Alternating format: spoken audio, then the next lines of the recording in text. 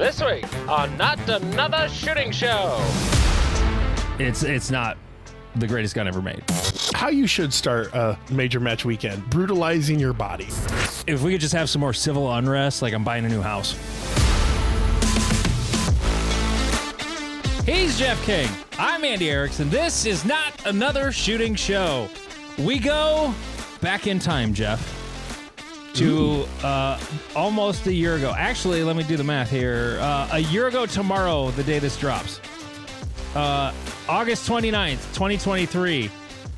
An investigation into a shooting at a White Sox athletics game at Guaranteed Rate Field in Chicago came to an unbelievable conclusion as to how the gun got into the ballpark. There was a shooting that happened at the ballpark. The woman who hauled the gun in snuck it in past security through the metal detectors in the rolls of her belly fat.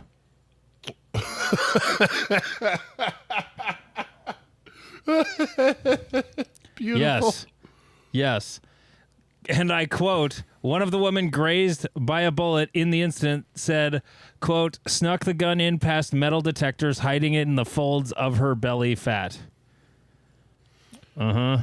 Apparently, there were two women got into a conflict, and one of them pulled up a roll, pulled it out, and boom, shot it. But, yeah. A 42-year-old got hit in the leg, and the 26-year-old woman had a graze wound to her abdomen. So, White Sox security sources, according to WGN, said that in a check of the security footage, neither of the injured women set off metal detectors as they entered the stadium. So if you're fat enough, it will hide the metal of a gun. Interesting. Yeah. Huh. Now, it depends on what gun it was, too, because they never found it, so we don't know what it was. Wait, what?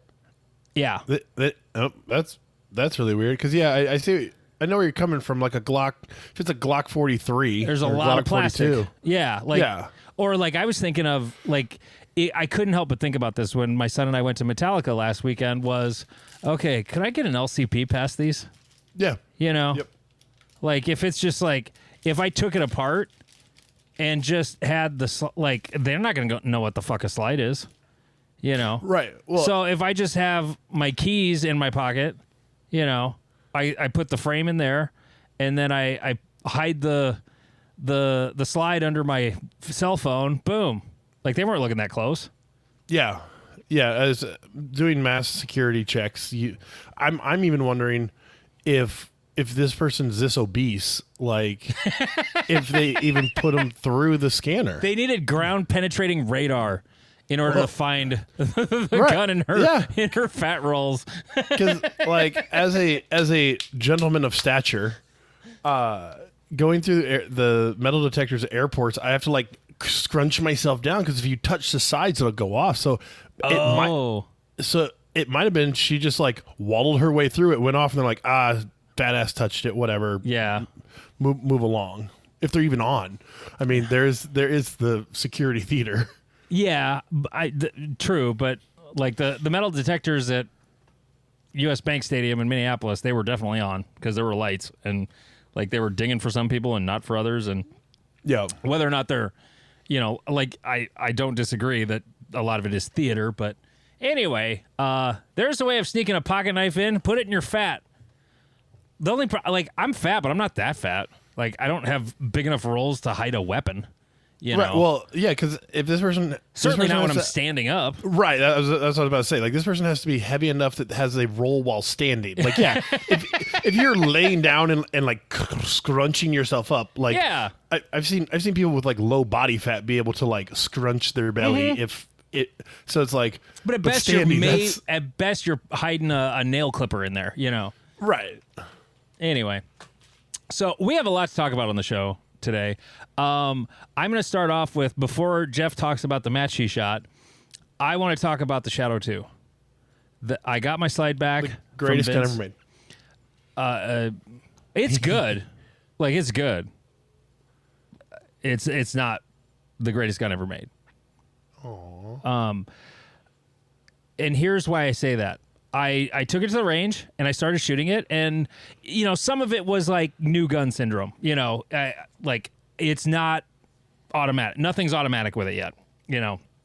But because I'm already shooting a CZ, a lot of things are mostly automatic. Like the angle of the grip is pretty much the same, so I'm pretty much grabbing it the same, but it's not as fat of a grip. That's a thing I have found. I'm not sure if it's that, but like. The big difference between the two, I even texted Jeff this the other day, like, the Shadow 2 is really good, but it doesn't give me a boner. The Tac Sport Orange gives me a boner when I shoot it. Like, that's pretty much the difference. And basically, the big difference, it's not even the trigger. The trigger, I honestly, when I'm shooting it, I don't notice the difference. Right. It's really, the single action is not that different. The thing I notice the most is it's easier to return. I don't have to put any effort into returning the gun with Tac Sport. It just does it. I literally shoot the gun and it returns to where I'm aiming every single time. The Shadow 2 has a tendency to go down past where I'm holding it. Like I have to be more careful with my grip with the Shadow 2, if that makes sense. Because it almost behaves more like a Glock than the Tac Sport does. I would say the Shadow 2, this is just for me. I'm not saying they're the same thing. I'm just saying the way it behaved while I was shooting fast, and I was shooting really challenging doubles at like probably somewhere between 12 and 15 yards. I had a no shoot under the letter A and like upside down. And so I just had that top half of the A zone, and I'm going for like, I'm trying to shoot alphas, in the upper A zone there. Or the upper part of that exposed A zone. Right. And with the Tac Sport, I never even came... When I came close to the no-shoot, I was still like an inch away. With the Shadow 2, I would clip the no-shoot a little bit. Now, if I was shooting the Glock, I would be more in the no-shoot going that hard from that distance. Right. But it's like... And I texted Jeff the other day because I saw the Shields in Sioux Falls here is selling a TS2 for $1,100. They knocked $200 off the thing, or it was $10.49, I think it was. And I'm like, hey, if the Omaha Shields has that price, you should buy one. Right? Because it's a fucking good gun. Those Tac Sports are awesome. Definitely thinking about it. Oh God, they're so good. They're such good guns. And the only thing I don't like about those is I got a safety to worry about. That's the thing I love about the Shadow 2. I don't have to worry about the safety anymore.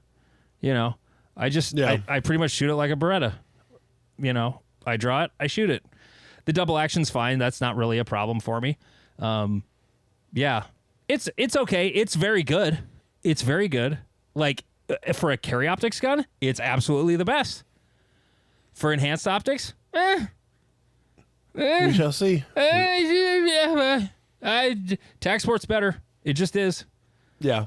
It's just that much better. It's a bit better. It's just a bit better. It's just a bit better. But that's just me saying things. So Jeff shot a match with his Shadow 2. Yes, with lots of Shadow 2s. The second greatest gun, shot with a bunch of other Shadow 2s at the I had it pulled up here. The JP Enterprises Minnesota Hit Factor Championship presented by AT3 Tactical. Yeah, it was super fun. I need to thank Nick and Steven for bullying me into messaging Tanfo to see if I could shoot with their squad, and he was gracious enough to allow me to. And I'm just going to say it up front, like, Tanfo Timmy puts on a fantastic match. I will go to any match that he is associated with. Like, I would too. He is a wonderful match director. He cares about the shooters and the stages and everything. He was driving around on a side by side, dropping off snacks, and he had waters on every bay and trail mix box. Yeah, the snack thing is like he's kind of up in the game. He's kind of showing up. Like just water on the bays is not enough anymore. You got to have the snacks. Right, because you need the salt and you need the things to retain the water. And so was it hot yesterday up there? It ended up in like the 80s, so by the end of it, not bad. It was warm. Hot as balls here today. Like heat advisory and whatnot today. They canceled the air show in Omaha because they had a mass heat casualty event yesterday. Oh, Jesus. Some busing issue. But so overall, like, there wasn't a bad stage. There weren't any short courses, really. I think the lowest round count was like 16 or 18. But like every piece of it was wonderful. My adventure there was the most fun match I've ever done. So I started my weekend, as everyone should, by fighting one of my best fighters. Because my buddy Austin graciously offered to drive me up with him, and we were leaving at noon. Sparring's at 9. Let's go. And my best fighter shows up. First thing he does, kick me in the knee, like the hardest I've ever been kicked, and it like paused me. And he saw that it like gave me a stutter for a second, and he kicked it again. And and so like my leg is still tight from that. Oh, And so, I was waiting for you to say, so he backed off. no, Oh, no. God, no. No, that's not how friendship works in the fight world. Oh God, that's funny. And so I got beat up a little bit. I did a little beating up. You know, it's how you should start a major match weekend with brutalizing your body. Yeah. And then we drove the 6 hours up to Forest Lake. Again, Austin was a wonderful driver. Heidi, my friend Heidi, was also in the car with us. So we had a wonderful time. Did Austin drive the whole way there and back? Yes. Wow. It was his new car, and I was like, I can drive, and he's like, it's fine. Oh, yeah. okay. That makes more sense because like I got 5.5 hours to Free State next weekend, so I'm like, oh God, Right. like oh God, like I'm gonna stop for a nap on the way home. I'm pretty sure. Yep. But so Nick and Steven were naughty boys and got pulled over. I heard this. But they got a warning because they were nice. Do you have any guns in the car? Yes. Do we have guns in the car? I once went to Zombies in the Heartland with 3 other guys for a 3-gun match. I remember imagining if we get pulled over, do you have any guns in the car? Do we have any guns in the car? I got pulled over with 3 other dudes coming back from Oklahoma section at 2:00 in the morning, and the officer's like, "So do you have guns in the car?" I'm like, "Well, there's 3 of us, so because I mentioned we were coming from a shooting match," and he's like, "Well, so you have guns in the car?" I was like, "Yeah." He's like, "How many?" I'm like, "Well, between 3 of us, we have at least 12." I don't like We all 3 of you travel with 4 guns. sorry, there were 4 of us. Everyone, I assumed, had their 2 guns and their carry gun. Oh, okay, yeah. But yeah. So, and then we stayed at what Steven tried to say was like a haunted house. I thought the house was perfectly fine, and we had an absolute blast. I hurt myself. I was laughing so hard at just the energy of the group, and we stayed up till like, I missed it. Right, we were up till like 2:00 in the morning. Oh, no, I'm not sorry I missed it. Drinking margaritas. I'm too old for that shit. I would not have been there. So is Steven. Happy birthday. So the match ran fantastic. It was a major match in its construction, but in its running, it was a big local. And that's no fault of Tanfo's or anybody else. That's just, there were 81 people. You can't have 20 of them not shoot it and then try to like make a cent on the match. Mm-hmm. And so we RO'd ourselves. Luckily for us, it worked out great because we have, between the 5 people that came from Omaha, we are all RO capable. And then we had 3 or 4 other guys in our squad that were also RO capable. So like, even just scrolling through the results, like I'm seeing a lot of names that are like ROs who I've seen work majors. So yeah. So it worked out well for us because there wasn't, oh well, only the 2 of us can run this. So like, you need to hand off here and I need to hand off here. It was like, I'm 4 shooters out. Who's taking this? Like, and whoever just got done shooting, and you only had to run a shooter like 3 in a row or something like that. Yeah, sometimes the last person would take it and run like the first 6, and then it'd be a couple of handoffs. Sure. But or if it was an RO that went first, then you could just like, well, I'll do most of the rest of the squad. Exactly. So it's it's a different match management like conditioning, because like I was exhausted by the end of it.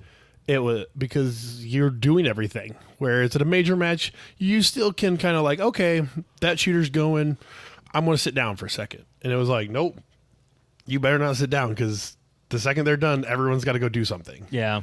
But even with that, it was one of the best matches I've ever shot. Like, personally, it tested a lot of skills and a lot of stage planning. I was really glad I was in squad with Ben Eggleston and a guy named Ipsic Foodie. He was really cool. So I could bounce stage plans off of other high level guys, along with Steven and Nick, and like get the hive mind of like, okay, what are we doing here? Because there was a lot of stages that required like this, or maybe I'm going to do this, maybe that, I don't know. So I will say Steven wasn't his best day, but welcome to Masterclass. your first major as a master. And he shot 81%. Yes. Yep. The steel was not his friend, but you know, when you turn 40, you probably shouldn't be staying up till 2 a.m. drinking margaritas. No. Oh, is it his birthday this weekend? I think it's today, the 25th. Oh, okay. So, but yeah, I think it's everybody's birthday. And one of the great things, and again, go to matches with your buddies. Like, they will help keep you like centered, because I bombed the last stage. Like, it was a kind of close. You could run it to, I think it's 22 rounds, so you only had a couple misses, and I got through the place where most people were missing. I kind of got flustered, and I got on this small steel, and I went bang, bang, bang, bing. So when I got to the last target, I went bang, click. And and that was my last stage. I ended with a mic that I shouldn't have, and walked away, and I was pissed off. And my buddy Nick, like I was de-gunning, he goes, I know that one sucked, but you shot a fucking hell of a match, dude. Don't let that one bring you down. And I was like, yeah, no, you shot 90% of the winner. Yeah. Well, yeah, 90% of the winner. Yeah. This is an excellent case study in what being the match director does to you, because Tim Dundery is a pretty disciplined shooter. I've shot with him a few times, and like, I mean, he, you know, nobody's perfect, you know, even grandmasters. But he shot 92% of the winner, and the winner in enhanced optics was the guy who won limited optics at the other Minnesota section match. And I was 15% behind him. And like, if I'm having a real good day, I might be within 15% of Tim. Right. But like, it definitely, like, being the match director definitely knocked, like you said, probably 5% off his match. Yeah. So like, I mean, could he have shot another 7% better and won the thing? Definitely, you know? Yeah. Yeah. Because if you're running it, it's so hard to be on your game. Well, and because he's taking such good care of everybody, like, yeah. he was basically he was playing ATV match director and running around shooting, right? Right. So he'd go on a run to like each bay to pass out snacks, check on everybody, and then he'd show back up with his squad and shoot like 2 or 3 stages, and then get back in the thing and roam around again. And so like that turning it on and off over and over again to put it, that's tough. It's really hard. So yeah, again, Tanfo is fantastic. I look forward to participating in whatever match that is not 3-gun that he is running. I will never shoot 3-gun. No, and I seriously, I would have been there.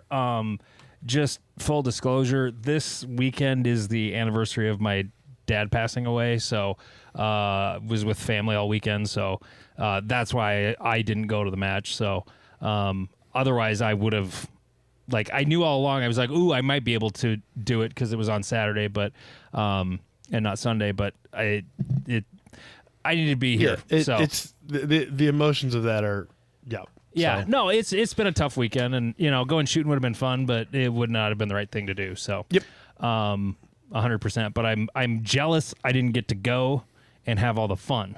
Like, right. I'm super jealous, especially after all the I didn't realize.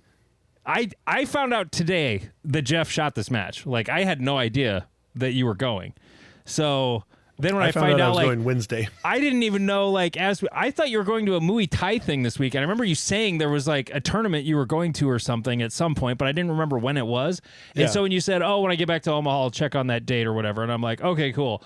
I thought you were at that. I didn't know you were at this match. So... Yeah, then, no one knew because I found out from Tanfo like Tuesday or Wednesday. He's like, "Oh yeah, you can totally take that spot in the squad." I'm like, "Oh, okay, cool. Apparently, I'm doing this." Yeah. So you finished 8th in enhanced optics out of a field of 48, which was over half of the match, or about half of the match was enhanced optics, and there was some open and PCC and other stuff sprinkled in there. Okay, like. In 1 minute or less, what was cool about the coolest stage of the match? Oh, I'm asking you to edit for time and content. the coolest stage is that every piece of it was like everyone was trying something different. It was the one time I agree with like the stage plan between everybody mattered and was different, and people did weird. I did strange things. Like it was a fascinating, and all it was a square box, and somehow a square box made the stage the most complicated stage at the match. You should post that in the Reddit. Will do. As a companion to this, because I would be interested to see that. And without going into too much detail of like, so you could either do this or that, like getting technical about targets, like that's when I start tuning out. So right. Unless you're just talking about like one aspect of a stage, I think that can be articulated audibly, but there was this like, you had to start in the front and there was a section you had to take in the back, but to get to the back was a really awkward way to get there. And I ended up jumping out the side and shooting it and then going to the right and doing other things. Oh. And it was such a weird plan that Ben Eggleston went, "Did you shoot that middle target?" I'm like, "Yep, I stopped for that one." He goes, "Huh, I didn't see that." Was that the same stage that Nick O'Connell like leapt out of the right side and ate shit to shoot 2 alpha? No, that was our last stage. Oh, okay. Where you just kind of leaned slightly to the right and shot 2 alpha, and he had to jump because he's like a foot shorter than you. I shot 1 alpha, and I'm like, oh, and he shot 2 alpha flying out of the stage. Right. Well, I didn't have that last bullet. Oh, right. Oh, and you chose not to make it up. Correct. Because I forgot about that. A 2-second reload is not going to make it anything better. Nope. Never. If you run out of bullets on the last shot of the stage. As long as you fired once at it, as long as you fired once. If you didn't fire once, it's probably worth it. Because, like, then it's an FTSA. Then you're really getting bent over. So then you might as well shoot it twice. But if you shot once at it, it's not worth it. Like, at Minnesota section 2 weeks ago, there was a guy in our squad who did that. He reloaded and then fired, and we're like, dude. Yep. The math never works out. Nope, it does not. So, all right. Well, that was a good one. Okay, so we went through all of your notes for the match, which was good. Okay, now a spicy thing Jeff thought to post this week, and we got a lot of response to it on Reddit, is ask a Democrat a gun question. Jeff is a registered Democrat, and the Democratic National Convention happened this past week. Jeff is obviously a gun owner. He's a concealed carry license holder and the whole nine, carries a gun, is in favor of self-defense, but he's Democrat. Yeah. So we had a bunch of people ask questions. You had 3 example questions in there. Yep. But I would let's go to their questions first, because we can get to the ones that you had in there, but because there were some really, really, really interesting ones in the comment section. So let's start off with if you could make one change to existing gun laws or a new law, what would that be? So, one thing I do want to start with a little caveat is like, I want people to remember that just because like we have a tendency to think of like Democrats or the other party as like hates America, hates freedom, hate blah, blah, blah, blah. Like 90% of people just want the best life they can have, and they want their family to have the best life. And so what I'm trying to do here is just give the other perspective, because they don't hate people, or they don't. Many Democrats own guns, and many Democrats aren't against guns. They're just like, here's a problem, let me try to solve it. They just solve it in a different way than you think about it. Another thing to remember too is oftentimes if you think of a Democrat these days, you think of, or at least my immediate thought is of, the farthest left extreme view. Correct. And that's not most Democrats. Right. Yeah, and like most of them are way farther right than that. Yes, the 80% represents like Mormon Republicans and like Alabama MAGA and like Northeast finance dudes, and you're like, those three people are not the same, but they're all Republicans. So right. same thing for Democrats. There are the Berkeley purple-haired people. Blue hair. It's blue hair. Sorry, blue. You're only really extremely leftist with blue hair. Purple True. is not extreme enough because you got too much red in there. Exactly. And then you have like environmental nerds that are like, I just want the animals to survive. Here's the thing. Well, like, okay, I think about I can be real right or real left depending on the issue. That's the other part is we all are. Yeah. Like when it comes to the environment, and I don't mean like, oh, save all the animals. No, I mean, should we try to keep things from going extinct? Yes, we should. Does it mean we should never allow anything to die? Well, we can't, because nature's going to do it, and it's going to do it way worse and cause bigger problems all by itself, and we can kind of help manage that too. But when it comes to the environment, like, yeah, I want this planet to be good, you know? And if there's a fiscally reasonable way to go to cleaner energy, we should fucking do it. Yep. So yeah, I just wanted to put that caveat in there, because I think sometimes a good caveat. People are like, oh, all Democrats hate guns. And you're like, no, especially after 2021. No, there's a lot of Democrats that own guns after 2020. Yes. A lot of them. Yes. And they bought a lot of ammo too. And they also owned them before that. But yes, a lot of people own guns. So there was even just as a quick aside, as a guy who teaches the everyday person to shoot, in 2020, the day after we had riots at the Empire Mall here in Sioux Falls, in response to the George Floyd stuff, the next day, my phone didn't stop ringing for 3 months. Yep. I would spend 6 of 7 days at the range with a lesson or two every single day. It was crazy that year. Like, I made so much money. Like, if we could just have some more civil unrest, like I'm buying a new house. You know, totally. Oh, yeah. Fear sells great. That's a joke. But, well, kind of. Yeah. Anyway, okay. So, if you could make one change to an existing law or a new law, what would that be? This one's from Vince. Right. So this one, I'm going to caveat that this is a me personal thing, and it may not represent like your average Democrat's perspective. Well, that's what all of these are. Well, to a degree. So I would want a more meritocratic system.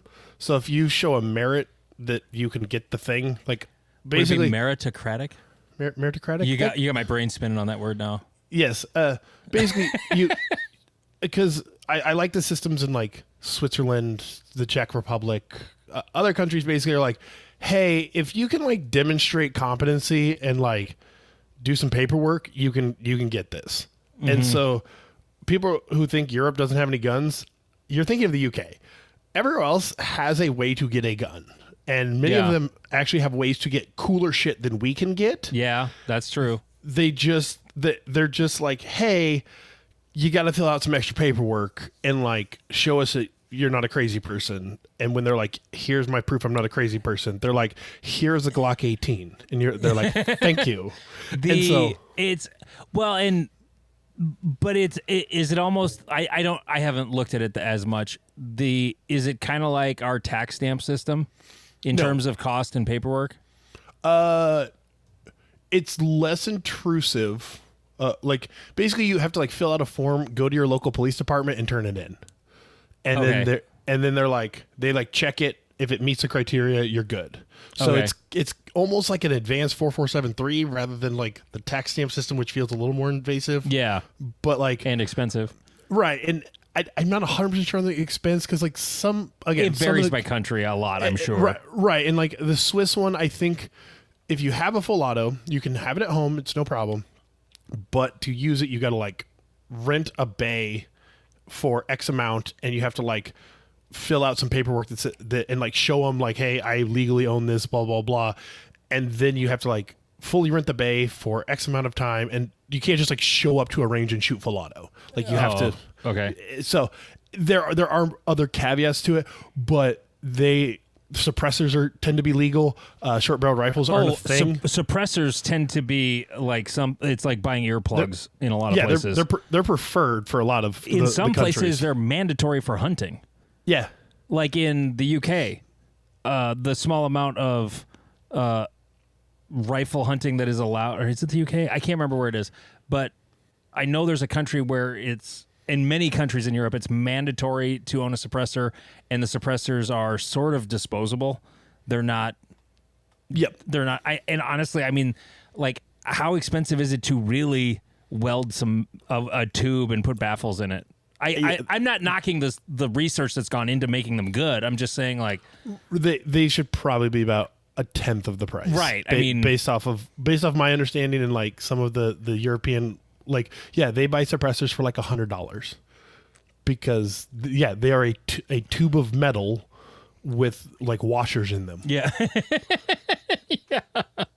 So yeah, like they're a lot cheaper than they are in America because we have those laws that aren't logical, they're like, we can do a whole episode on the 1934 and 1968 arms laws, but like they're silly and they were trying to correct things in kind of what we're going to be talking about today. Like they were trying to address a problem without kind of understanding like a good way to address the problem. Yeah. No, the between suppressors and SBRs, like both of the stories of how those things ended up on the NFA are just like the ultimate head slap, like, or face palm kind of thing. Like, what? Ugh. Okay. What's your thoughts on constitutional carry? I am slightly right-leaning and am actually not a fan. A little vague, but as an insider, how do you think gun nuts could be more inviting so that we aren't all stereotyped? So that's kind of two questions. Let's just start with, what are your thoughts on constitutional carry? So the kind of Democratic perspective on constitutional carry is not positive. It, to a lot of Democrats, a responsible gun owner or responsible hunter goes through hunter safety. A responsible person gets education or gets knowledge of a task. Constitutional carry kind of feels like you're skipping that responsible portion of it. And so the Democratic perspective is not positive on it. Okay. How do you think gun nuts could be more inviting so that we aren't all stereotyped? I have one quick thought on this. Using the term gun nut, it's different for either side. For us, it's sort of like calling yourself a nerd, like I'm a shooting nerd. Yep. For them, it means like you're a psycho when it's used that way. Like gun nut is not like a positive term. Right. You know. Part of it is, again, it's kind of going back to the initial thing we talked about where, like, when you say Democrat, a lot of people on the right immediately think of that meme with the chick with the pierced nose and the purple hair screeching. Blue hair, sorry. And so, like, the problem is, and this is a bigger theme, is like most Democrats' exposure to guns is not positive or non-existent. Well, it's not non-existent. So one of the things that I always talk about is the idea of, like, most people, like action movies or like even like a good, like an example I think I'm going to use for one of the other ones I think it was, is the North Hollywood shootout. Like that's that's what people see when they're like, oh, all these people with AR-15s. That's what they want to do. And another part of it is like the meme culture within the gun world is really cringy and really like, oh, you're coming to take these? Well, I'm going to kill you and your family and everyone associated with you. And you're like, calm down there, Cletus. Like it's very like the Mullen Labe and the like, don't tread on me, and the like anything you say about guns is infringing on my rights. End of statement. They're like, you are not a like I don't have a good word for this, but basically you aren't taking the conversation seriously in their mind. So I think the problem is gun culture is so widespread that you can't really do anything that won't get you stereotyped unless you do competitions or hunting. Like if I'm talking to my Democratic friends and I'm like, oh, here's my cool shooting video. They're like, oh, wow, good job. Like, like someone showing you like, here's me doing good at basketball or whatever. Like, like they don't care that I'm running an AR or that like my pistol has 24 rounds in it or whatever. Like there's like, oh, cool. Like good job at the sport you take seriously. Yeah. And it kind of looks almost more like a baseball bat in that context. Correct. Just like if a dude walking down the street with a baseball bat over his shoulder, you're like, what you doing? Especially if he's got barbed wire wrapped around it. That's really sketchy.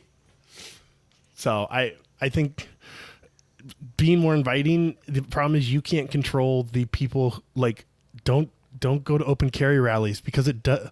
Like this is another topic. But like it doesn't normalize people. It doesn't normalize gun ownership to people. It makes Democrats go, stop doing that. Like it feels cringy. You look like assholes, and unfortunately, it paints the entire gun group with his like the 400-pound dude with his AR slung on his back ordering Chipotle, and you're like, yeah, that didn't help. As a right-leaning independent, I find open carry rallies cringy. It's not helping. Like, yeah, you can do it; it's legal, but there's no point. Like, you're not making people more comfortable. You know, it's not helping the cause. It really isn't. I'll use a quick example is like gay marriage. And like I've grown up through the whole like gay marriage cycle. And so like nowadays it's fairly well accepted. It didn't get that way by the dudes dancing in thongs on cars during parade floats. It got there by dudes in suits walking up to their family and having really hard conversations that like lost them family members. Yeah. And a lot of people went, well, my cousin is one and he's a good person. So, and that's kind of what you got to do with guns is you're like, well, like gun people scare me, but like you're my cousin and you're cool. So like, you know, it's more acceptable. Like that's kind of what you have to do. Yeah. Oh, I would imagine that's happened a lot where somebody finds out like, you know, a very democratic family, say on the East or West Coast, you know, they all think a certain way, but then they find out, oh, but that one brother that moved to Wyoming, he's got a shitload of guns now. Really? Is he a militia member? Is he a terrorist now? No. He just travels all over the country shooting matches. Yeah. You know, and then you're like, oh. It takes a stigma away. He works in the oil field, and when he has time off, he travels to matches and shoots in competitions. Yeah. Oh.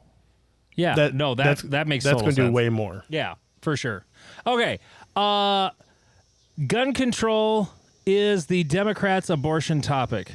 The topic is approached primarily emotionally via its immoral viewpoint, so they aren't willing to concede at all, generally speaking. Agree or disagree? By the way, the cicadas where you are fucking loud. Yeah, I just heard them.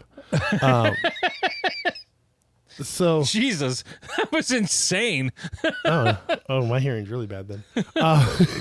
But I would say it's on the list of topics that are a little more emotional. But like my contention is that many topics are very emotionally driven, and it's the Democrats for saving the kids argument. Like just like he's saying is the abortion is we're protecting the kids, we're saving the kids. There they go again. Jesus. And do you even have a window open? No. Oh my God, you're being invaded. Probably, assholes. I can't shoot them. Is that is on your end? Holy shit! Yeah. It's actually registering on the meter. Wow. But yeah, it's an emotional topic because again, most Democrats can go through their entire life never needing or a gun or even firing one. My mom lived 59 years, and I think me and my dad got her to shoot a gun twice. Yeah. And so I think my sister's fired a gun twice, maybe 3 times, and we've had guns my entire life. So many Democrats don't have our emotional connection to guns, because like I would almost say that gun policy is emotional policy. Yeah.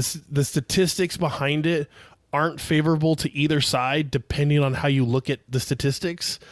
And so, but we still get to our points of view, and we're still talking about like, I gotta, in case the invaders, and you're like, the invaders are never coming. They're not. So that conversation's basically mute, but like, it's still a talking point. It's just like,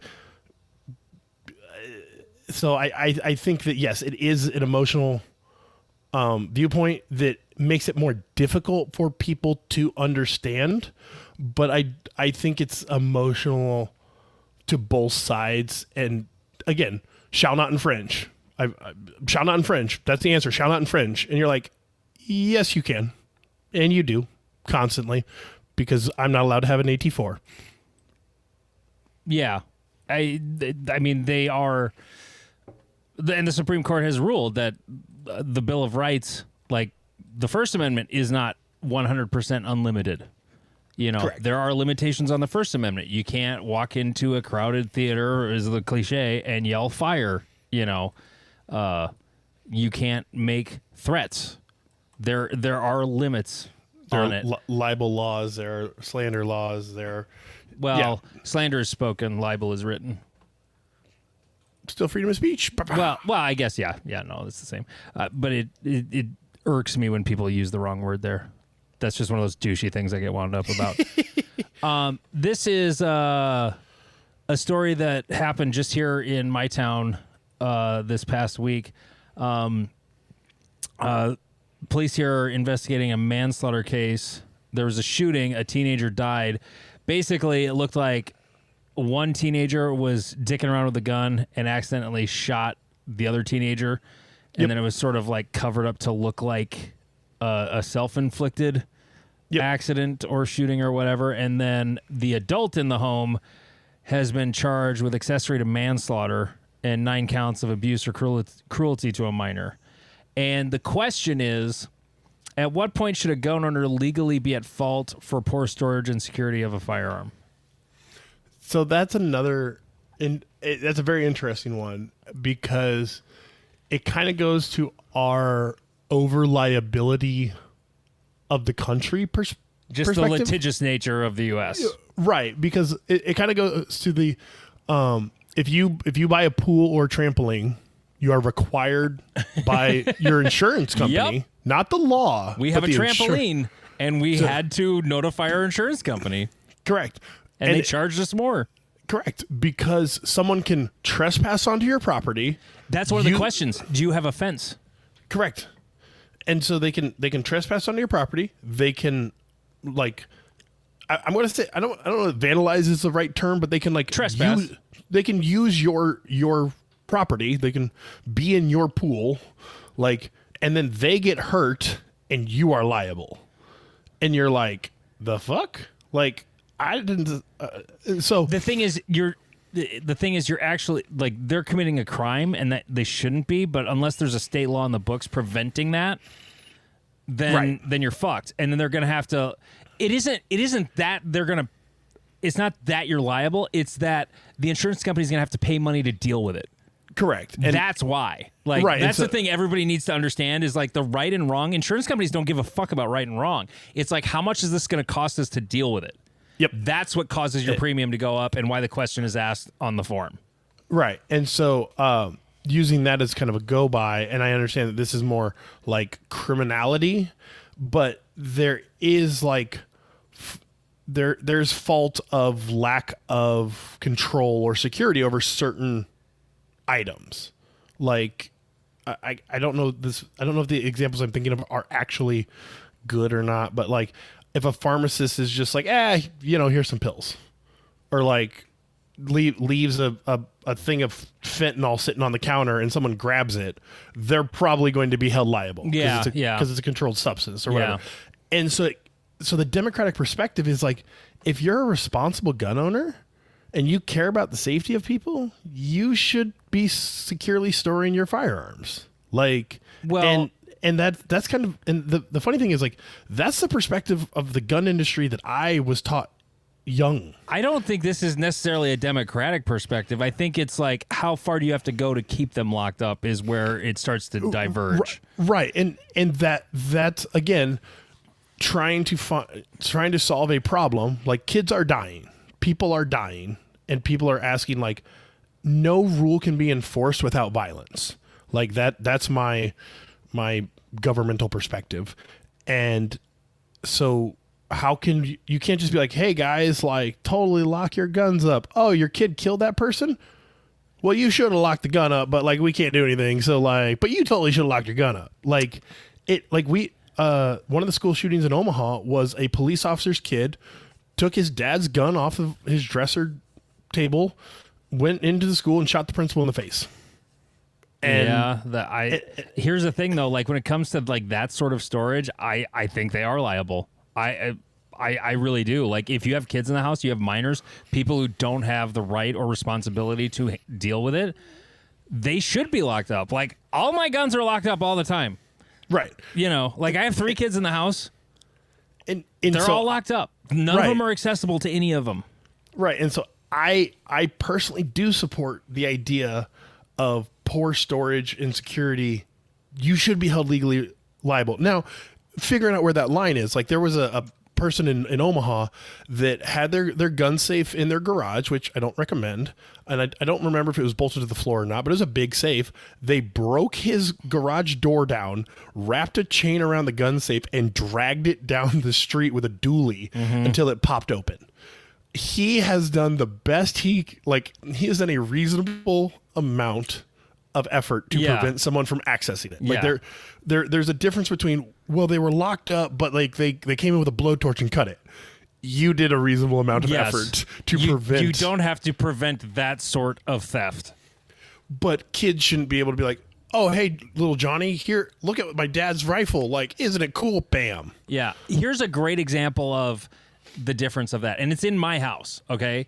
I have a safe in the room I'm sitting in right now, a stand-up safe. It weighs like 400 or 500 pounds, whatever it weighs. It's bolted to the floor. You're not getting in here with a pickup to drag it out. You know, It's in an inconvenient place in the house to do that. Could someone come in here and rock it off of the bolts? Yep, absolutely. You know, I mean, would it be possible for someone, if they really, really, really wanted to steal that safe? Yeah, but I've made it as hard as possible. There's even a lock to the door. Now, granted, the door is hollow. A fist could get you into this room, you know. Right. But I've made it as tough as possible. Now, my bedside safe is like a bulldog vault, you know, like sort of a like $120 sort of like lockbox with an electronic keypad. Okay. I don't have it bolted to anything. Like someone could come in and just pick that up and walk out of the house with it, and they're going to get an M&P 40 with a TLR1 on it. Yep. Okay, but my kids can't get at that gun. But it's right next to my bed, ready for use in an emergency. That one is an keeping honest people honest type safe. Yeah, that one's for keeping kids safe. Yep. It's not going to prevent all theft. Someone's going to have to commit first-degree burglary to steal that. Yep. You know, so if we're not home. Now, would it be better if I did that? Yeah, but then if I bolt it down to the nightstand, well, then someone can just haul the nightstand out, Yeah, right. Like- They're again, it goes back to a reasonable effort to prevent Yeah. poor outcomes. Like, gun stores. I've seen gun stores where they shoot up or they throw a van through the front door, Yeah. and then wrap the chain around the vault in the back, and then rip the door off, and you're like, yeah, I mean, there's not really much you can do at that point. Like, Nothing's 100% theft proof. correct. Yeah. Like, if you give someone an angle grinder and enough time, they will get to where they want to go. And some states will require the ammo has to be stored completely separate from the firearm. Well, what the fuck good is that to me in the middle of the night if someone's breaking in? Yeah, that one again. That's one of those, like, we're trying to help, but we don't know how. This seems logical to us because we have never needed it to be in the same space at the same time at a fast time. Like, it's a lot of people. I mean, you see this all the time with a lot of policy, both right and left, that makes this like, well, you need to do this, and you're like, you understand that that's not how this works, and that makes this really complicated. And they're like, huh, we didn't know that. Well, we're not changing that. And you're like, God damn it. So I start from the perspective that you're not dealing with like people who are planning against you. You're dealing with ignorant people that dig their heels in. Is a better way to look at them. The same way you may not understand an issue on the other side and you dig your heels in. Correct. And I'm not saying anyone's right or wrong in that. I'm just saying I'm talking about the heel digging part. Yeah, the heel digging specifically. Yep. Another one just said, Jeff, you are awesome. Thanks for doing this. Thank you. That was from Mo.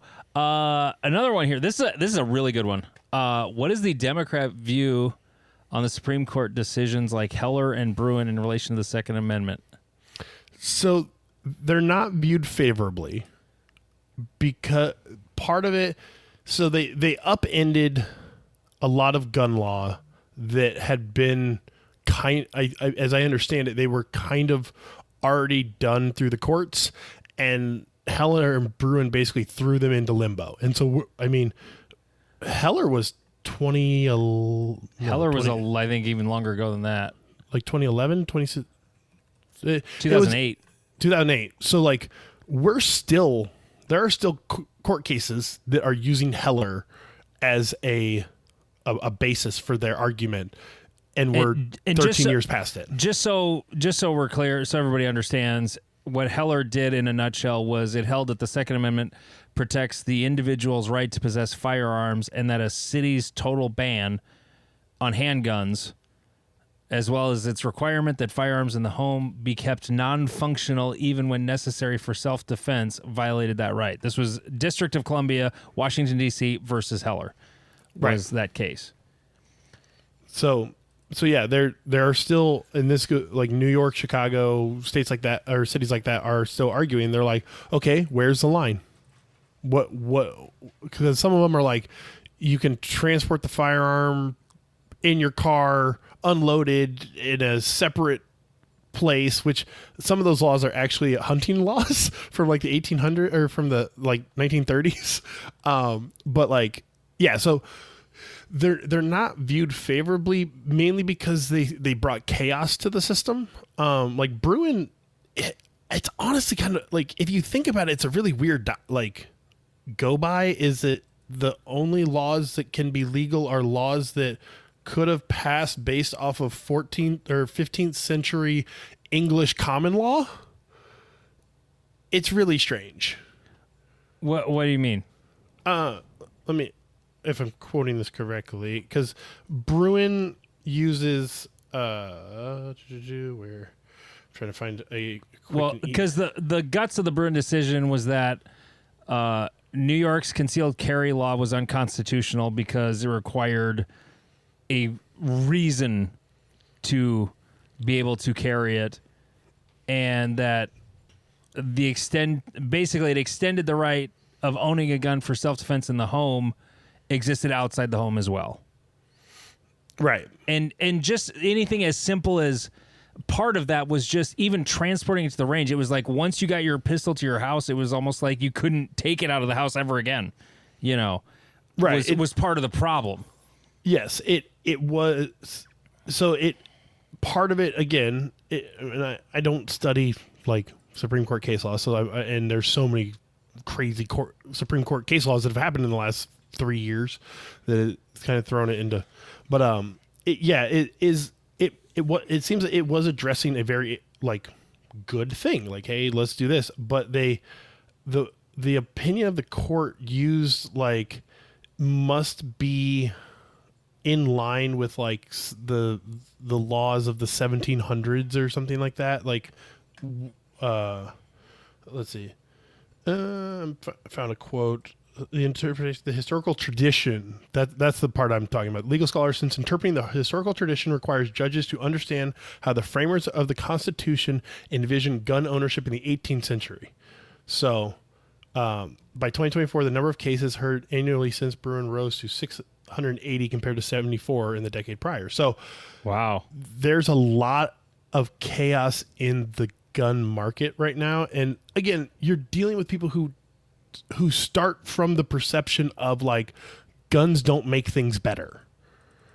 And so this case law to them, again, like I'm quoting to you like from my perspective as someone who studies this stuff somewhat and is like from a democratic point of view is like Bruin is to me is weird that they're like, oh yeah, like whatever the 18th, whatever they would have done in 1783 or whatever. And you're like, well, we were still dueling in 1783. Like, is that a thing we're allowed to do? Like, what? I'm kind of confused here. So it's not viewed favorably because it is an emotional reaction to start with. Like, hey, like you are making guns more accessible, and that the Democrats naturally are like, whoa, why? Like, what is this helping? And to Andy's point, that it was weird that you're like, okay, so you gotta transport it, but you gotta transport it like completely disassembled, like in two different parts of the car, and then like it has to get into the house, and it can't. you can't stop at a rest stop on your way. Like you can't take a piss at a gas station. Like you gotta go straight to your house. Like that shit's really annoying and dumb and bad. Yeah, well, and some of the stuff with the New York City regulate, because it was mostly New York City that was the problem. It wasn't New York State, it was New York City. Right. And part of the problem was like there's federal law that allows you to transport cased unloaded firearms in all 50 states of the country. Yep. Now, states like New Jersey, there was a case where a guy with a relic antique musket pistol, they tried to put him away for however, like 15 years for unlawful possession of a pistol because he had this antique musket pistol, and it was ridiculous. This is not right. it's not even the intent of the New Jersey law, know. It was just stupid. But you have the right to interstate, like federal laws have teeth when it comes to interstate commerce. Like if I'm traveling across the country and I have cased unloaded firearms, there's not a state in the country that's supposed to be able to prosecute me for that. Right. That's enshrined in federal law, yet there are states that try to do this. And right. But going kind of back to the like democratic perspective is you're talking about, well, federal law circumvents state law, and then again, I'm not trying to get political, but like the newest abortion ruling was that state law is we're sending it back to the states to do state shit, and you're like, it messes with people's perception of what state law should be and what federal law should be is kind of exactly reversed. Hilariously, like there's arguments that could be made that gun laws should be more federal because it would make more sense when traveling, whatever, and then like the other side's like, well, abortion law should be based off of the state, and you're like, okay, I guess sort of okay. So it's but like but at the same time though, while the supremacy clause does make federal law like the law of the land, yep, it's also, if I'm recalling correctly, only in terms of things that affect state to state things. Like a federal law can't come in and change like federal law cannot require Nebraska to change their speed limit maximum speed limit to 60 miles an hour. Right. Like federal law cannot do that. Right. And that's what was tested in Kansas with suppressors, and it didn't go well for the people testing it. And I think they're actually doing it in Texas again, but they're like, it might work because of Bruin. I'm not 100%. Again, yeah. People I don't really like want to go down the security. legal rabbit hole. Yeah. Let's keep this on the Democratic perspective. And Yeah. I did and I'm intentionally not trying to argue any of these points with Jeff.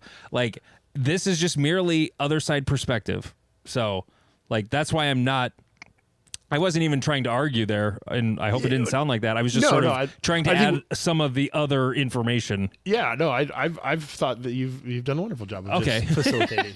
No, Because it's really hard to not argue with you, Jeff. God damn it. Yes, I'm a very argumentative person. If any of you are like, oh my God, I can send him these 3 things that are going to change his perspective, you're I've like, got most prepare of a for bottle of Eagle Rare ready to fucking go. Right. Prepare for a 5-day conversation that I will not back down. It's bad. Mm-hmm. Okay. So next one. But I guess that mostly the thing is like, okay, let's change that. Now, instead of the Democrat view, what's your personal view of particularly, like, I think you probably kind of agree with Heller. Like, yeah, like the right to own a handgun. You should be able to own a handgun if most of the country can. Like, a city shouldn't have the right to bar that. I am personally in support of Heller, and from what I can tell of the original intent of the Bruin argument, I am in support of what they were trying to do. I think the opinions went farther down the rabbit hole than even the original document was talking about. Okay. And so, but yeah, yes, it is fucking annoying it going from state to state being like, am I even like legal to be doing this? Or is crossing this imaginary line making me a felon for doing the exact same thing I was doing a mile ago? That's the part that's weird, Correct. Is because like I'm close to a state where it isn't as weird as people think it is. Like Minnesota is a very, very purple state. And it's mostly the Twin Cities are very Democratic and the rest of the state is very not. And so it's one of these weird rural metro states where they have this. Wisconsin's sort of the same way too. Illinois is kind of the same way because you got this big giant city and then a lot of farm country, and what goes along with that. But my house is literally like I think 12 miles from the Minnesota border. Okay. Now, when I cross the border, most of the firearms laws, like possession laws, are very similar to South Dakota. They're not super crazy extreme.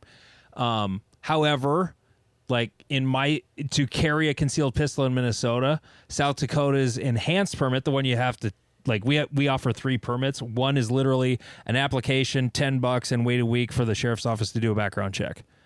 That's one permit you can get in South Dakota. The middle permit is stupid. I'm not even going to describe it.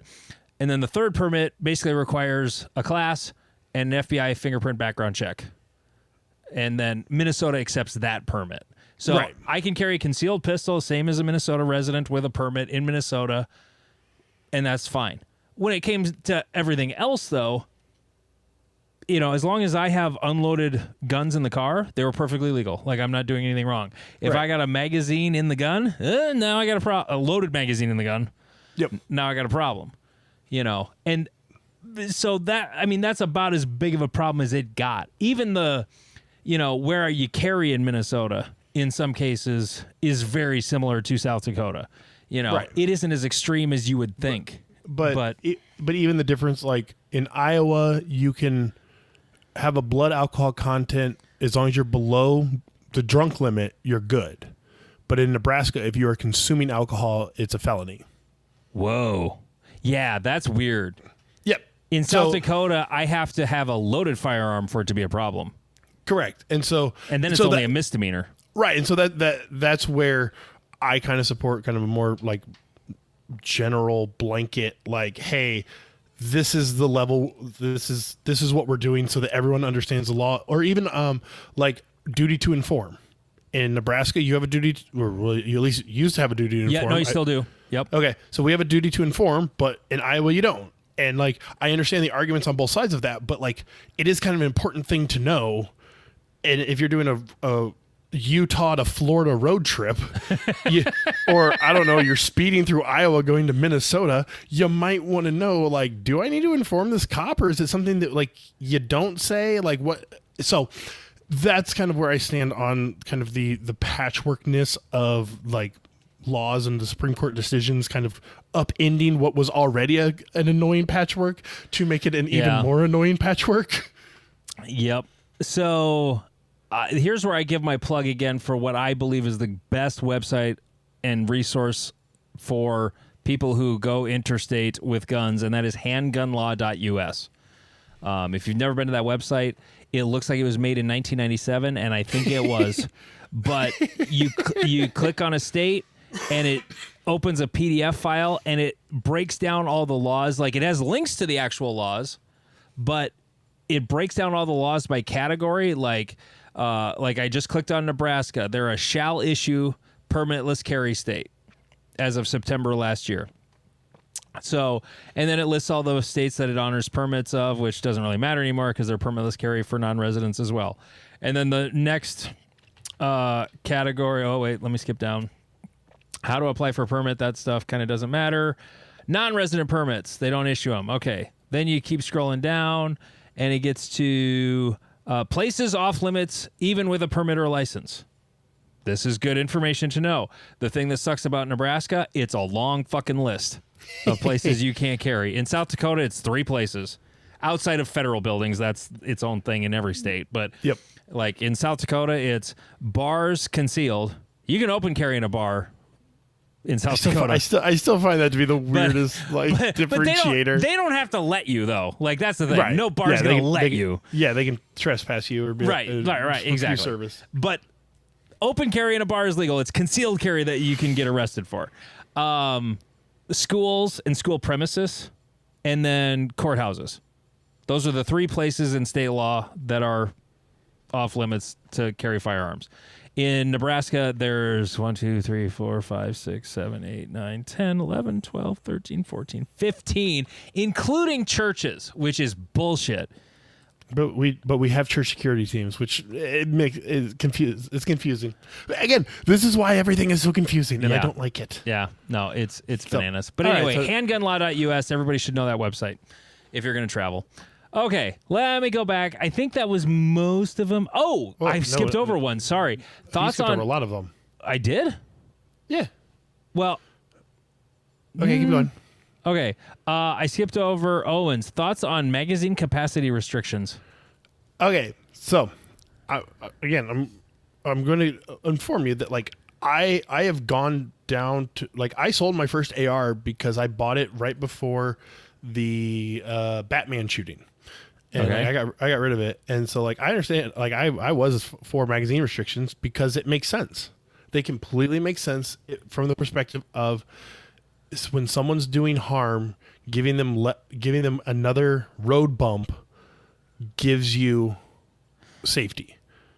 Or it could give you safety. And the best example of this, Gabby Gifford. The Gabby Gifford shooting, the gunman that shot her and like 3 other people, he was taken down while he was reloading. He fumbled his reload and a guy like spear tackled him and took him down. Like but there wasn't a magazine restriction in Arizona. Correct, but the idea is increase the number of times they have to reload to give you an opportunity to rush them. I get it. And another piece of it but it also the thing that's weird about that though is that it's sort of, and this isn't. I'm not really trying to argue. I'm just saying the weird thing about it is that it assumes that we're already giving up on the fact that there are casualties.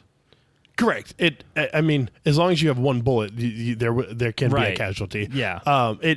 But at the same time, part of the weirdness of the gun laws is they passed what they could pass. So a lot of these laws came from the 80s and 90s. Like gun control is not a like modern democratic perspective. No, it's been around a long time. And it's a Republican and Democratic issue. I mean, Reagan passed several of the gun laws we still deal with. Yeah. And he is a Republican god. Well, he used to be a Republican god. So a lot of magazine restrictions were more just a lot of Democrats come from a perspective of like, if they were exposed to guns, it tended to be target shooting in a range, hunting, like these activities that don't require more than like, 5 rounds before you need to reload. Like for what do you need that for, dude? Like, it's funny you brought up Reagan, because like I remember hearing that perspective from my dad. Like, he was as not Democrat as you could be, like dyed in the wool Republican. Thought Reagan was wonderful, and used to think, well, what do I need an AR-15 for? Like, what's the point of that? I don't get what the point is, because he was a hunter, like, and he was a Vietnam veteran. He got a combat action ribbon. Like, he has fired in anger at people, and at the same time, he was like, well, what do we need that for? And he was convinced by a friend of his that like, when the NRA was campaigning hard against like not, like, no, we can't give up anything.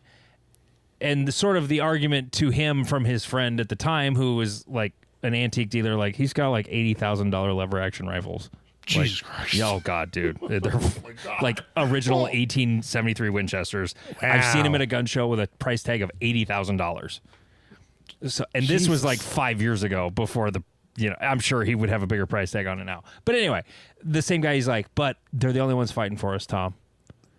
Yeah. And my brother and I bought him a lower and an upper, and then he built out the rest for Christmas one year, So, but like that was a very common sentiment in the 70s and 80s. Yeah, even into the 90s. I mean, yeah, for sure. It was because, again, most people's exposures to AR style rifles and AKs were not positive events. They were the North Hollywood shootout. They were action movies where the bad guys have AKs and like ARs were the things the military and the police have. Why do you need them? Like, that sentiment was not democratic. That was just like normal people were like, why do you need that? That seems excessive. Yeah. But at the same time, my grandpa owned a Ruger Mini 14. Yeah, but that has wood, so it's okay. Exactly. That was the thing that was so funny. It was like the same fucking thing as an AR, but it had wood. And that's where, the person that asked the emotional question, it's weirdly emotional. Like, you show someone an M1 Garand, and they're like, yes, that is a rifle that I'm okay with everyone owning. And you're like, that rifle killed more people than most rifles in existence. Well, the most deadly rifle statistically on the planet is a Mauser 98. Yeah, a Mauser has probably killed more human beings than any rifle in the history of man, and it's bolt action. Mm-hmm. And so it's like, when you start pointing that out, they're like, well, and you're like, it's scary because there are pieces of it.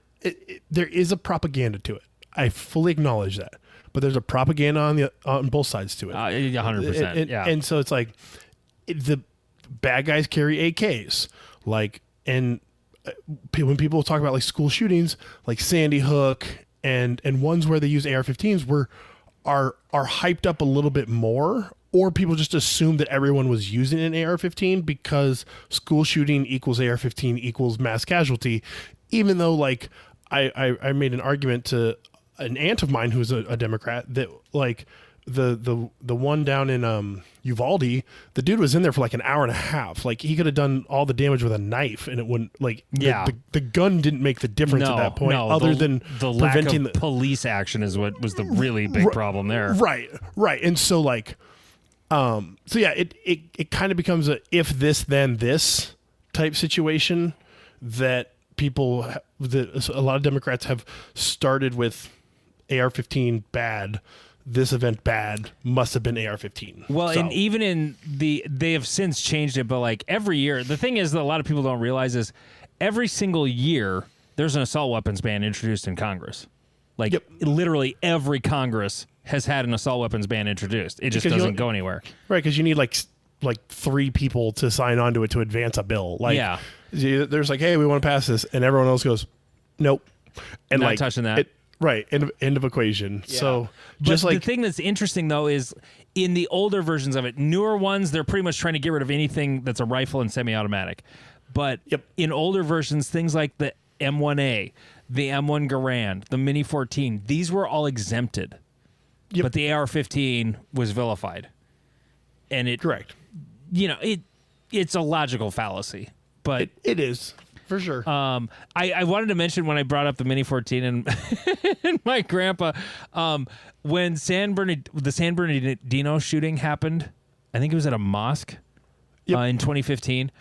I remember seeing news coverage of it and all of this when you were talking about, well, it's got wood.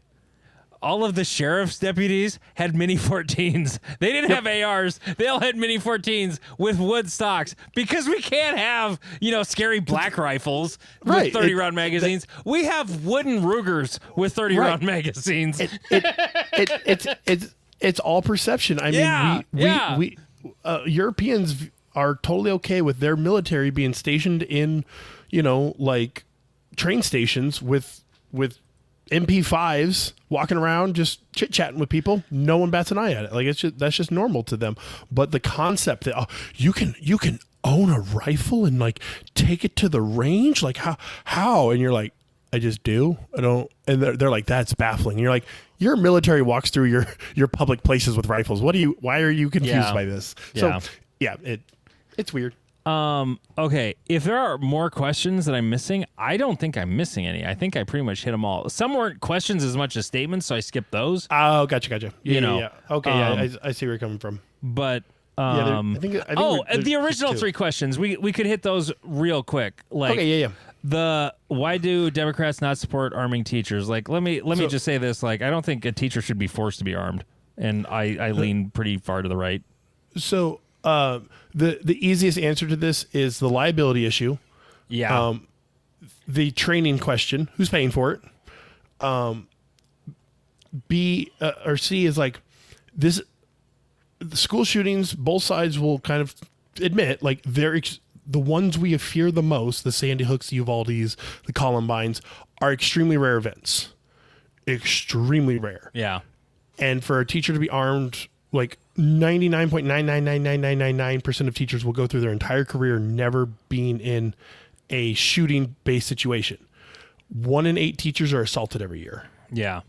So it's like, are you cool with a 135-pound teacher pulling a gun on a 240-pound lineman in high school because he's advancing on her? Is she allowed to shoot him? Like, there's a lot of darker questions around this that I don't think Republicans give the right enough respect to.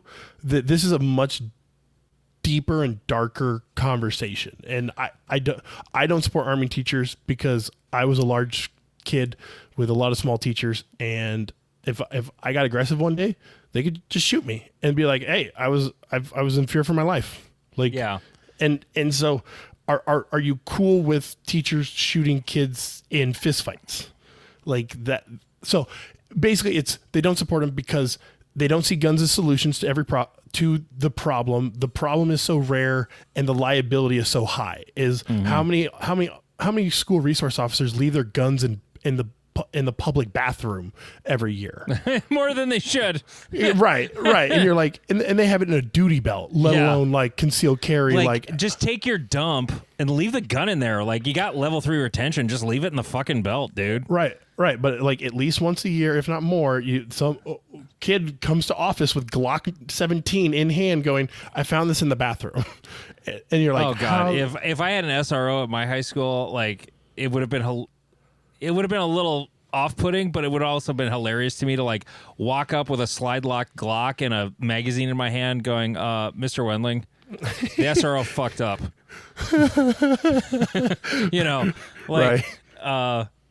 But like I just want to, and like, I don't disagree with what you're saying at all. Like having teachers carry, I don't think is a good idea either. We do have a school sentinel program in South Dakota where teachers are trained at the police academy in Pierre, and they go for 2 weeks. They get a ton of live fire training, scenario training, use of force training. Like Yep. that's all they do for 2 weeks is all of that. And they have to go recertify, I think, every 2 or 3 years. But they don't carry the gun. It's locked up in their classroom. I remember you mentioned And- it's like a safe in one of the cabinets that only they have the code to or whatever. Yeah. And on top of that, the only school, and the school board has to approve this, and the teacher that is the sentinel is supposed to be a secret.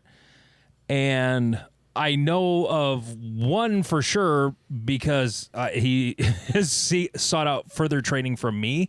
Good. It's an Indian school on a reservation, and he and other sentinels at their, because like they're on a reservation, so they can do their own thing.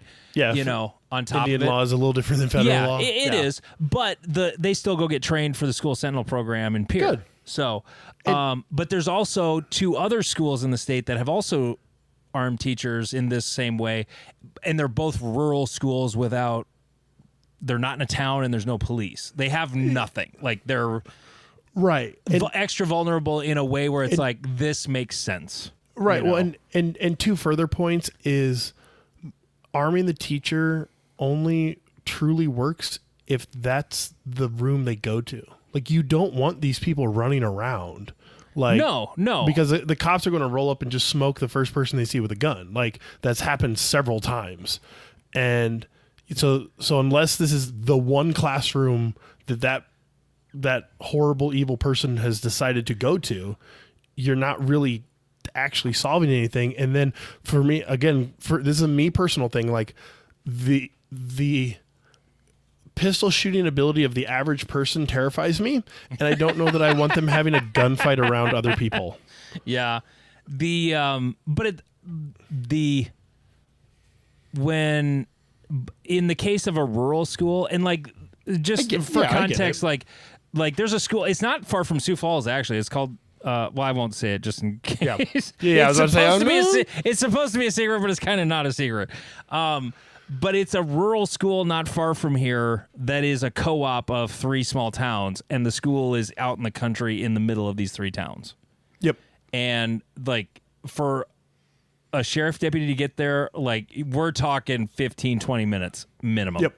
Yeah. Like, you know, in that case, like that 1 or 2 teachers, I don't know how many they have allegedly, but like they probably would be roaming trying to stop that bad guy. Like right. I would hope, you know. Right, and well, you hope, but like I mean the but when push comes to shove, like I don't like right the Florida one where the SRO was like, I'm just gonna hunker down like right here, like I'll wait for backup. Yeah, and, but that was actually a police officer.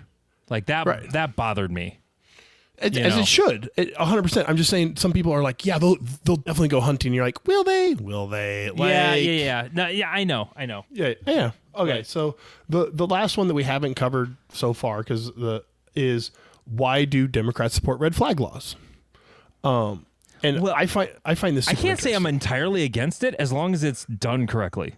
So, this is one of those, I believe that fear tactics have warped the conversation more than, at least from my understanding.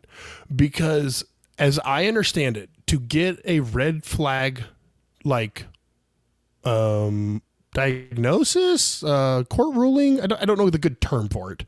But to Let's say ruling.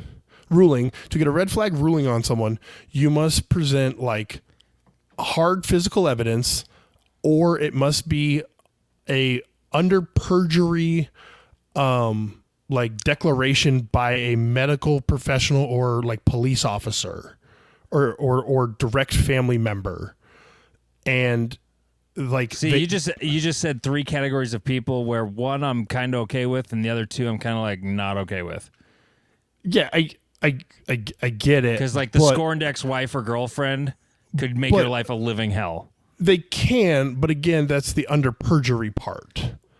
And so Yeah. it's I get it. I do, but okay, so this is where the conversation devolves, is like every time there's a mass shooting, everyone's like, oh, we need better mental health care. Cool. Are we paying for that? Are we enforcing that? No, or are we no. just saying that? And it tends to be we just say it. And then, so red flag laws are literally the only version that is, and like, maybe there is a better way to do it. I don't know. I haven't actually delved like super deep into red flag laws again, because they vary between states and they vary based on time and yada, yada, yada. But like most of the ones I've seen, like you have to present it to a judge like it's a trial, and the judge has to go, okay, I understand why you believe this person is an immediate risk to themselves or others. Like that's what a red flag law is about. Is like it's this person is about to kill themselves or other people, and in some states they show up, confiscate the guns from what I've seen, and this ends poorly sometimes. But what happens in some states, from my understanding, is there is like a 72-hour rule that it's like if you can't show further evidence that this was either about to happen or about to happen, or that it was about to happen, or that it was like in preparation, that everyone gets their stuff back. Like, oops, our bad. And so Democrats see it as you're law-abiding, responsible gun owners. This is the law. Follow the law. Like, and so again, I'm not here to disagree. I'm just letting you give the opinion. I know. I know. And you can have problems with that, but present another solution. That's kind of where I'm coming from. The way in which I would be okay with it. And here's the thing, like people can be adjudicated mentally deficient and lose their gun rights. Like that's a thing that can already happen. And so that process should be enough. The only problem is, and I do understand that process can take too long in sort of an emergency situation.